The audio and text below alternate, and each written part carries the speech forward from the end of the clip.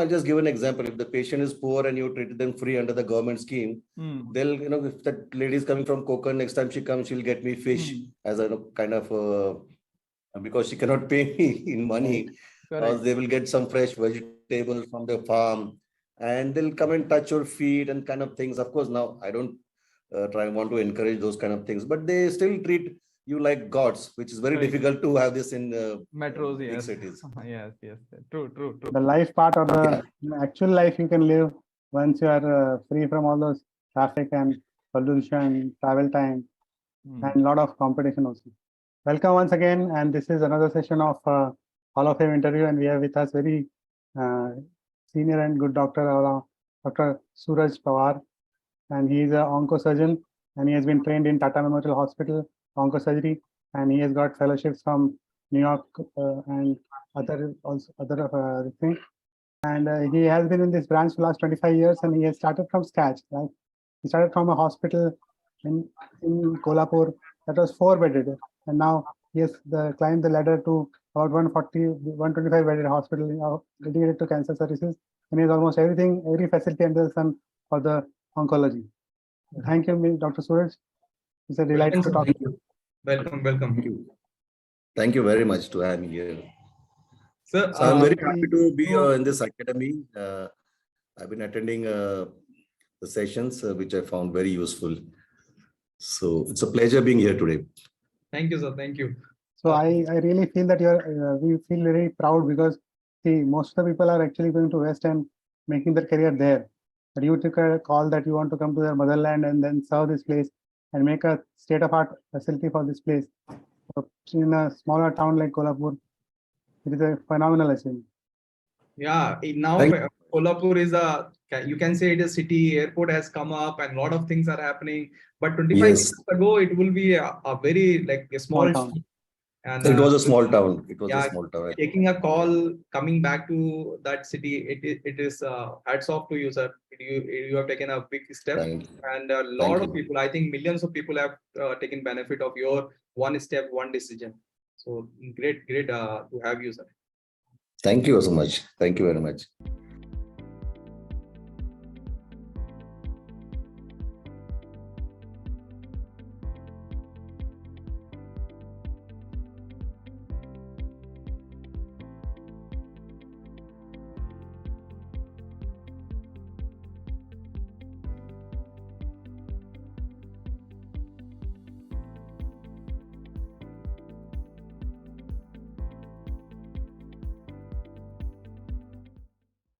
Yeah. First question I want to ask that when did you take this call of coming back? What was going on in your mind? So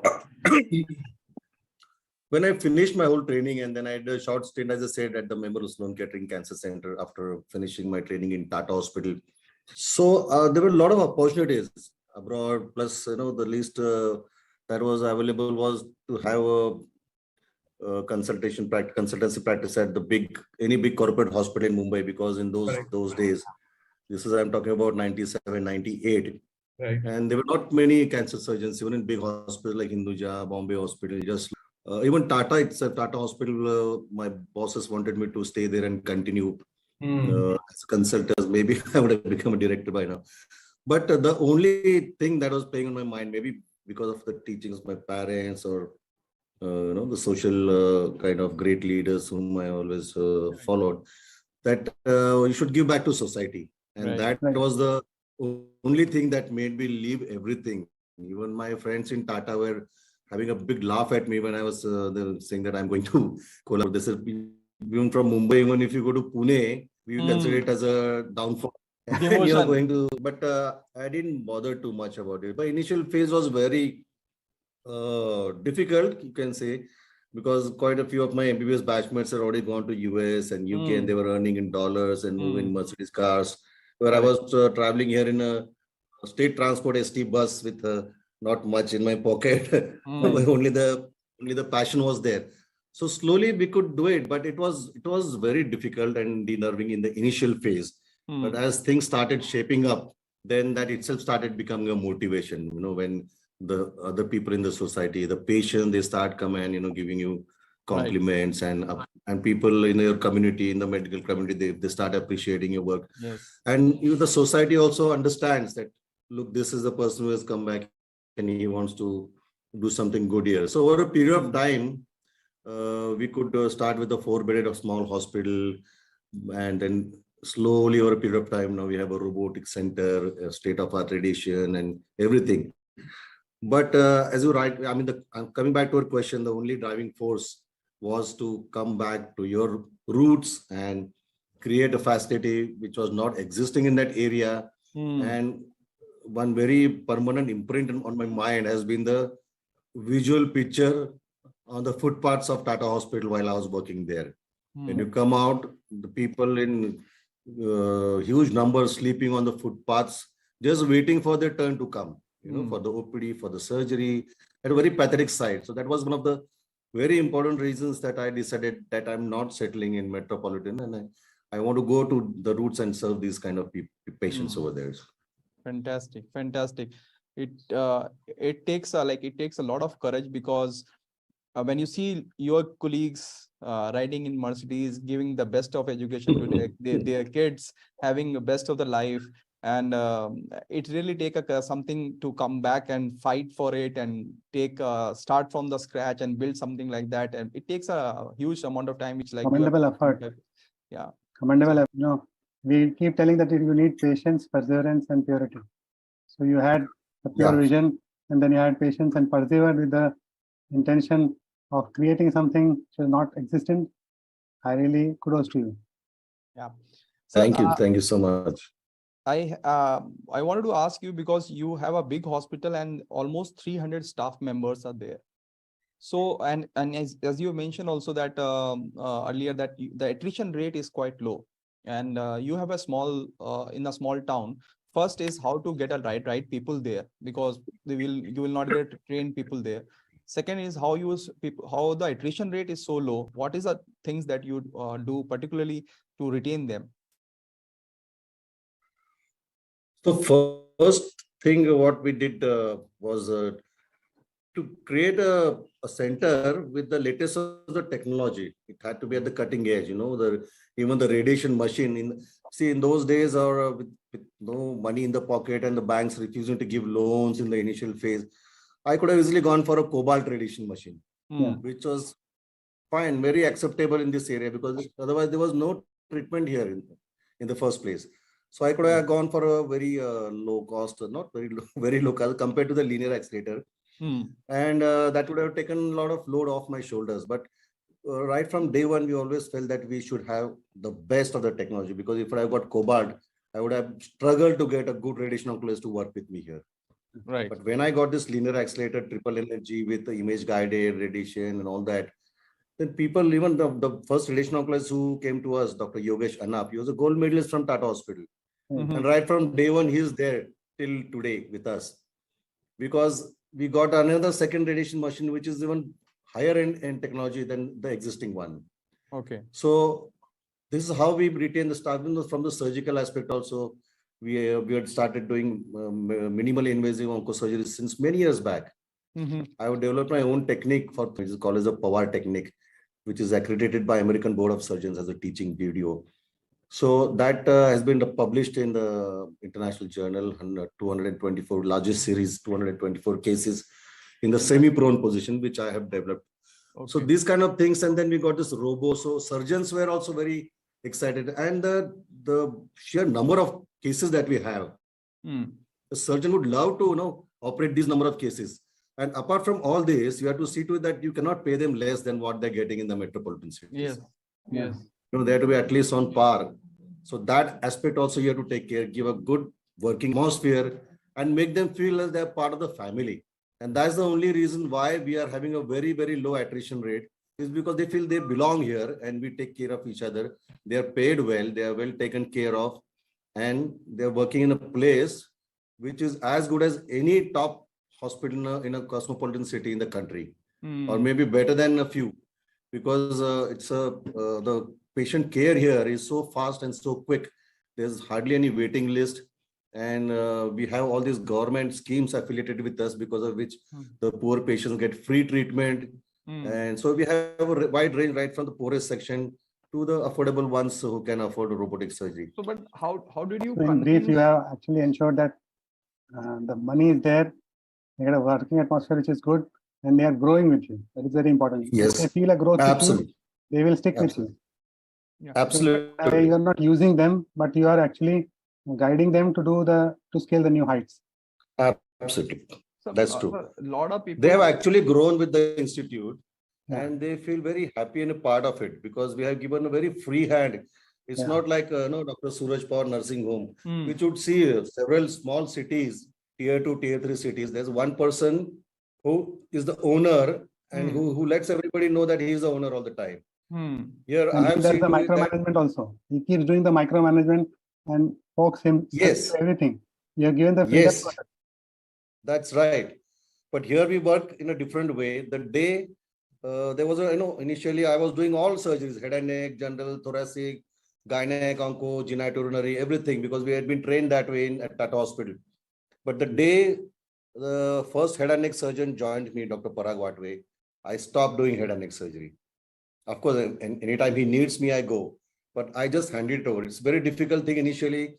And our hospital did initially take a little hit because the word started going around कि Dr. Pawar तो operate करते नहीं, कोई नया some अभी सीखने के लिए कोई आया है surgeon, तो वो करता है. So in those few months or maybe a year, actually our head and neck work dropped down. But we stuck to our guns. I said nothing doing. This is how the institute is going to develop. Correct. And now patients come directly on his name. Yes. So that's how we have given free hand to apart from me, there are 3 more surgical oncologists, non-head and neck. And head and neck, we have 3 surgeons. So everybody has been given, we are trying to go for a vertical split organ-wise.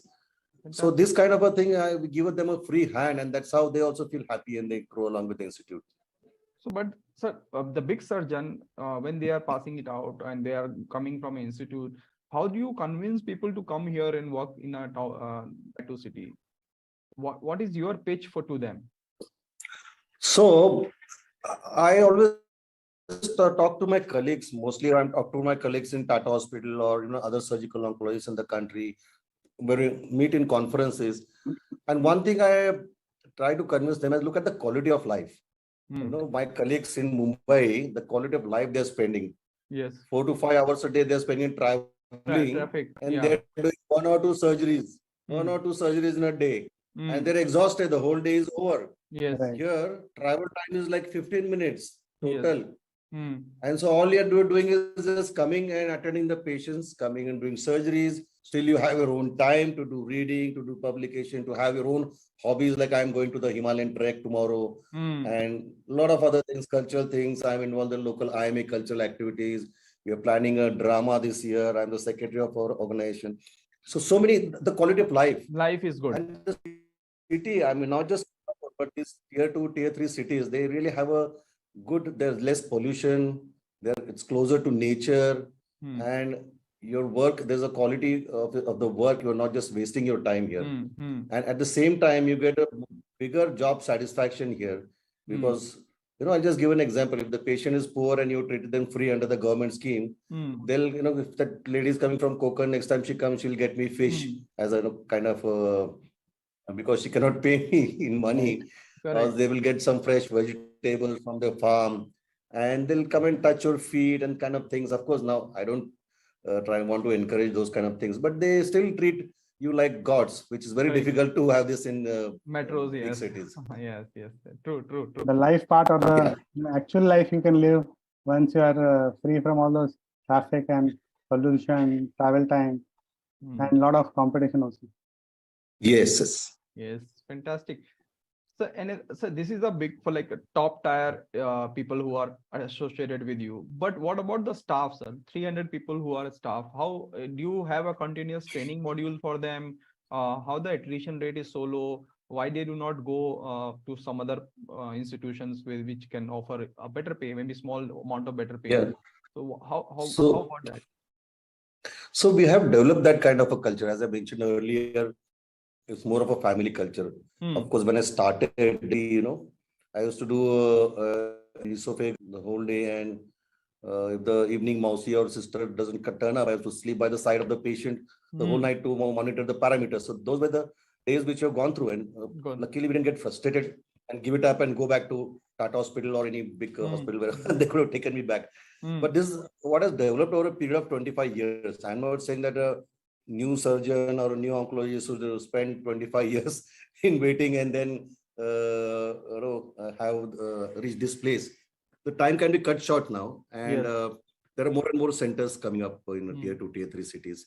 Or even if you want to create it at your small city or town, there's a lot of feedback or advice available. I am there to guide you or my oncologists who want to go along this path. Right. But retaining the staff, just like doctors, you have to again have this culture of handing them over and see to that they are also growing. There is no other option for a good. There is no option for a good remuneration. All said and done, it eventually boils down that you pay them well. Well, yes. And in Kolhapur, I think our hospital is one of the highest paying hospitals to the staff, the nursing, the ayabais, the maushis, the ward boys, even the security, the gardener, everybody is there, the clinical research department. So first and foremost, you cannot, underpay. You have to pay well, but in spite of paying well, there can still be attrition, for which we have a lot of programs binding the entire family together. Once in a year, we have this foundation day where we invite all our survivors. There's almost a crowd of 1,000 people. Then we have birthday celebrations of each and every staff and things like that. So we are emotionally also we connect with the staff on every good or bad occasion. And try to, that's how another reason I feel they are with us for many, many years. Fantastic. Should pay them well and get the work from them well. Yes, and give them respect and let them feel that they are growing along with the institution. Great. One more question I want to ask is, you started from 4 beds and your journey from 4 beds to 120 beds. What were the lessons learned during this whole transformation or the upgrowth? The lessons learned were very basic, very basic. I mean, you just have to not give up at any time. It was very easy to give up and go somewhere where I would have get paid much more at that point in time. So that passion and persistence has to be there, without which it is not feasible. The lessons learned were that, once you start coming from, I've come from outside. I don't belong. I mean, I have not spent much time in Kolhapur. So all my education has been Mumbai, Pune. So once you are like an outsider in the small city, then you start growing fast. So then comes a lot of professional jealousy along with that.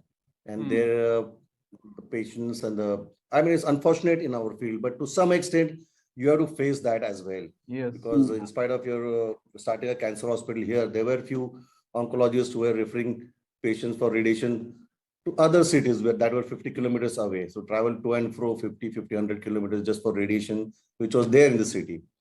So you don't have to get disheartened or frustrated or angry with such a kind of experience, because it is bound to happen. But now, once the patients and the general public becomes aware, then they on their own, they start coming. Another learning lesson for me was that your patient is your best marketing person. Yes. No amount of marketing that you do. We do a lot of marketing here and branding, hoardings, television, radio, newspapers, and then CME is going to small towns, other nearby. But the best marketing is from mouth-to-mouth publicity from the patients. So my patients I treated 25 years back, they are my best PR people. So that one thing, this is a very basic thing, that your commitment towards your patient, it shows in every way. Yes. So you can't be, you can't be just money oriented all the time. Whatever, no matter what happens, the patient care should always and always come first at any cost. And that will benefit you many, many years down the line.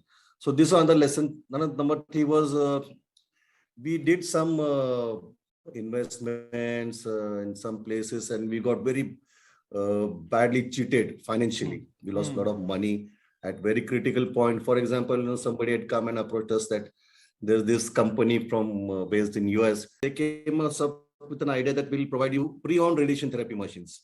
Okay. And they showed Sure. some papers which had approvals of Atomic Energy Regulatory Board. Okay. And they had set those machines outside India and some other places. Hmm. And without doing too much in-depth study, we transferred an initial amount. Hmm. And then nothing was happening. We later realized that they had some conditional permissions from the Atomic Energy Regulatory Board of India, Okay. which is a very strict board. It is one of the strictest boards in the world. Right. Then that deal could not go through. We lost a lot of time, energy, and money. Eventually, we had to go to the court and out of court settlement. So you have to be extremely careful, especially if you're on your own and you're trying to look at every aspect of setting up a hospital. You have to be very careful that you don't get cheated. Yes. It's okay, you don't travel too fast, but once you get cheated, you are thrown back. Correct. In your time, your energy, as well finances to make that much money again is going to take, and it takes away a lot of your confidence as well. Confidence, Because motivation. Yes. all Yes. the hard money we make is Yeah. really hard money. It's our blood and sweat, literally. Hmm. And then somebody just cheats you to the tunes of crores of rupees. It can be very disheartening, but then Very disheartening. you just have to let it go. Yes. So you have to be very careful of people around you in the society, so-called big corporate people representing you. Be very, very careful. Consult your legal team. You should have a good legal team. Yes. Your financial advisors. We have a CFO. So all these people are, now it is possible with my center now becoming almost like an institute or a corporate hospital. Yes. But Correct. in those days, I was alone, Alone. my dad and my wife, just the three of us. And we took certain decisions on us. So I would really, this was again a very bad, bitter experience along the way and bitter lessons learned. But that's it. I mean, overall, you have to just face it and not give up at any point in time. Yes. That's the whole thing. Otherwise, one of my, when I started all this, and there were a lot of my colleagues who were telling me, this is not going to happen. You're going to get bankrupt. There was a very top cardiac surgeon in Mumbai, Dr. Neet, who had a massive heart attack himself because he was into this huge project of creating some 500-bedded hospital in Mumbai with the topmost cardiac surgery facilities, and he took all that. So people used to give me examples that, look, what happened to Dr. Neetu Manke? Do you want that to happen to you? Why are you taking the, you're a surgeon, you operate. Why are you getting into setting up the radiation center and bone marrow transplant and all that? But it happened over a period of time. And now they ask me, how did it happen?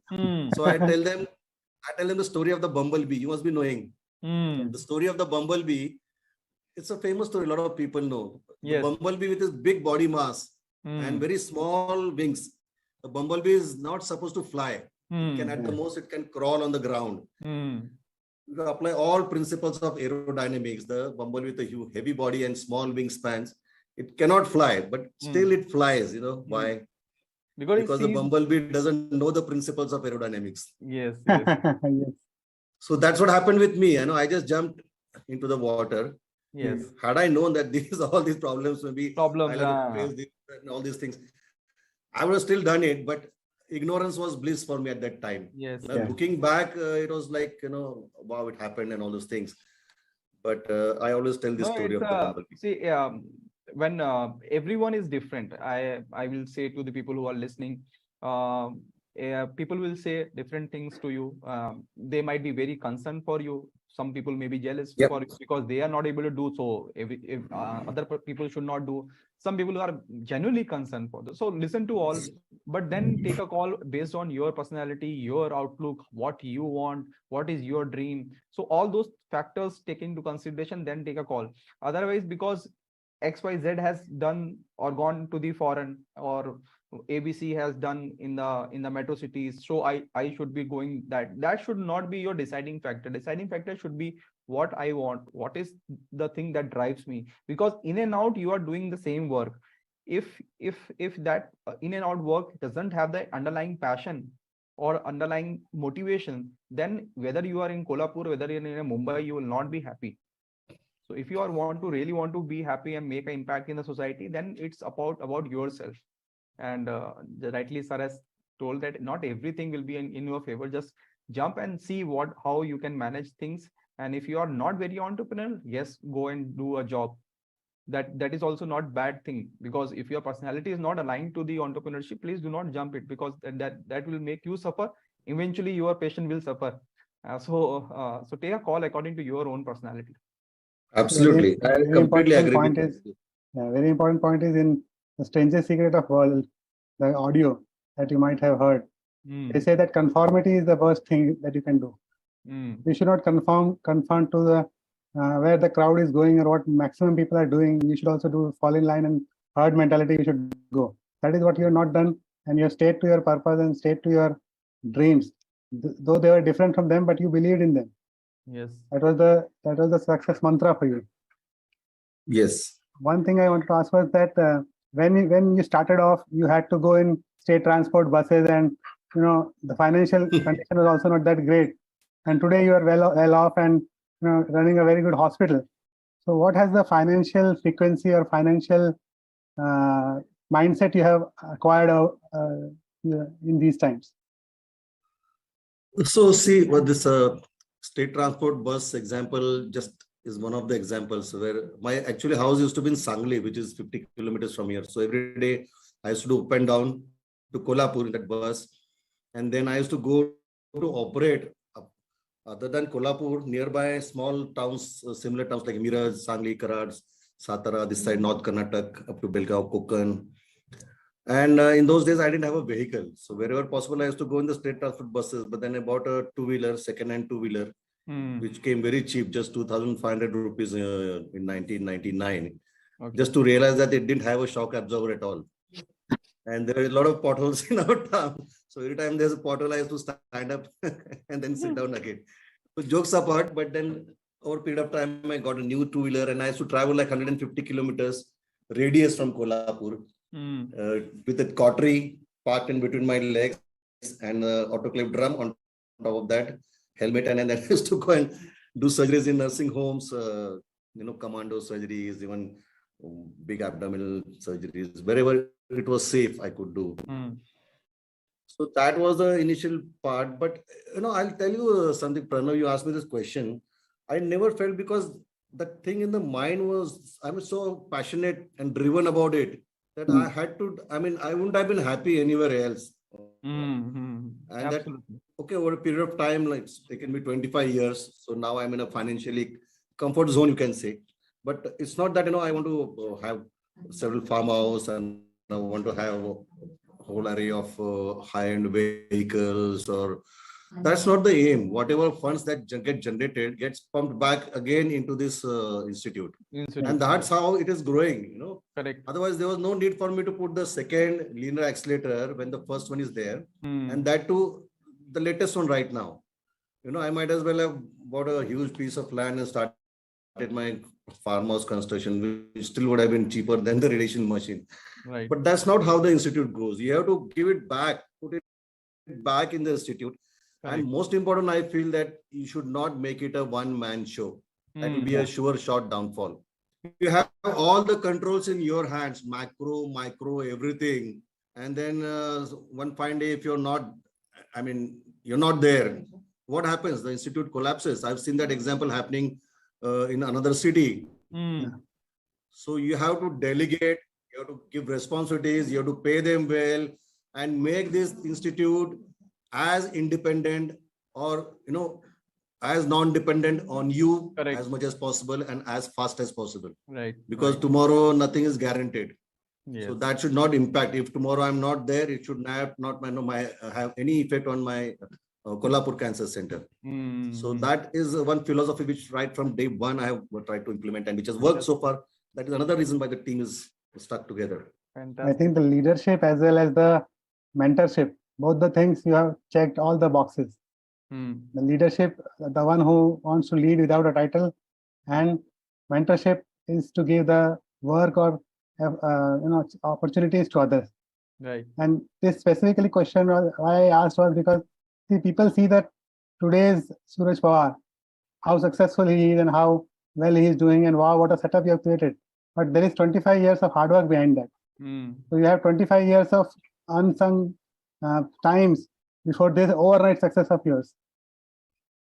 Yeah, that is one thing, Pranav and Amit, but you have to go through certain phases which can be very extremely stressful situations. Stressful, yes, yes. We started off with this huge loan on our head.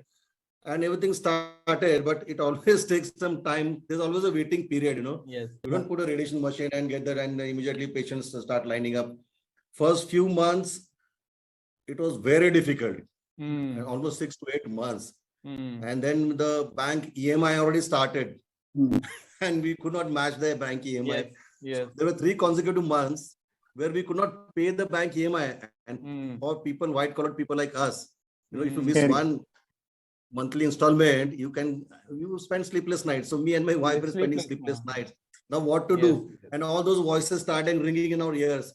My friends telling me, see, I'm telling you not to do this. You're going to become bankrupt. Those kind of things. But I also believe in destiny. There's this very famous quote in Paulo Coelho. We all know the Alchemist, that if you wish something from your heart for the good, the whole universe connives to make it happen. Yes. What happened when we were in a tight corner and there was no way out? Suddenly, the Maharashtra government scheme started in Maharashtra. This government scheme those days was Rajiv Gandhi Yojana, then Yojana. And we got the government scheme, of course, because it was needed in this area. Right. And then the patients started flooding in. And that's how the bank balances started equalizing. We could pay, then we could get out of that tight corner. True. So things do happen in the universe. If you have a good intention, your passion and persistence, and is for the larger good of the society, things happen around you in a way that they help you in some way or other to make that project happen. As we normally say in the community, that your intent is what matters when you are successful. You want to be successful or not. And intent in healthcare is always to serve people. So if that intention is there, of course the money will be the byproduct. Of course we are working, we all want to be financially free so that we can serve more people, number of people in society. But then again, every time from the start, if intention is very clear and you are virtuous in your action, success will follow. So yes, I completely agree with that. You are prime example for that, and I appeal to everyone who is watching this interview, please take your call, understand, and your intention should be to serve people. Once you have that intention, the money will be, or success, fame will be just a byproduct of it. So yes. Talking to you, sir. Absolutely. My pleasure. Thank you for having me here. It was a pleasure to interact with both of you. Fantastic. Because being employed by people who have knowledge in that field it takes at a different level. Because you can have people who are non-medicals or even one section of the society, only academics, but you are complete, complete package. So that made me it was more fun for me also. I enjoyed. Thank you so much. We enjoyed as much as we have learned from you, and we teach people or tell people about some facts which has now a solid backup from your success story. So I think we also learned a lot talking to you. Yeah. And people who want to see what we do, how we help and be successful like Dr. Suraj Pawar, please join the next workshop. The link is given below. Register and see and come and join the workshop and see how we are helping people. A lot of doctors come in the community and join us in this mission to serve a lot of doctors to be there in tier 2, tier 3 cities, even villages, become successful, because the affordable healthcare will be the future of India healthcare. So fantastic, sir. Thank you so much for coming and giving us the time. Yeah. Thank you very much. Thank you, sir. Thank you. Thanks.